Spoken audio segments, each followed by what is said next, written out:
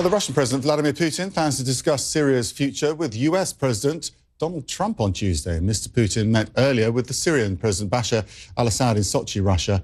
The Russian president reportedly praised Assad for his work fighting ISIS and stressed the need for a peaceful political solution to the crisis in Syria. CNN's Matthew Chance joins us now from Moscow. Are we talking here effectively about a post-Civil War settlement in the terms of that? I think that's certainly what Vladimir Putin, the Russian president, wants to put across. I mean, he had this sort of unexpected or unscheduled meeting with Bashar al-Assad in Sochi in southern Russia.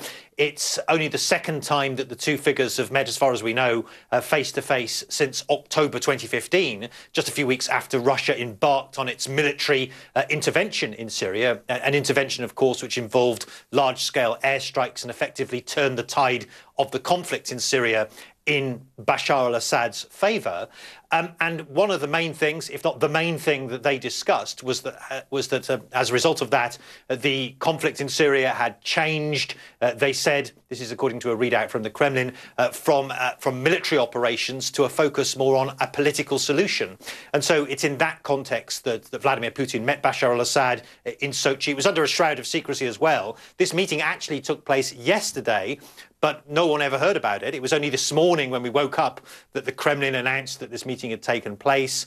Presumably by this time, Bashar al-Assad is back firmly ensconced in his palace in Damascus. And the meeting comes just a few days ahead of a summit that's being held in Russia later on this week between the leaders of Russia, Iran and Turkey to discuss the political future of Syria post-conflict.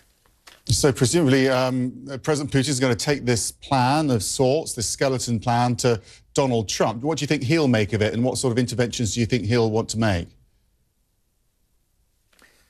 Well, you're right. I mean, and that's one of the other issues that came out in this Kremlin statement about this meeting with Bashar al-Assad, that Vladimir Putin is now going to be calling other world leaders. They mentioned the Emir of Qatar, and the Kremlin mentioned a phone call to Donald Trump as well, the US president, to discuss with him the Syrian political situation or a resolution to the conflict. It's one of the areas where Vladimir Putin and Donald Trump have spoken about in the past. They've come to some agreement about for instance, the introduction of de-escalation zones, as they're called, a Russian attempt to impose peace on areas of Syria.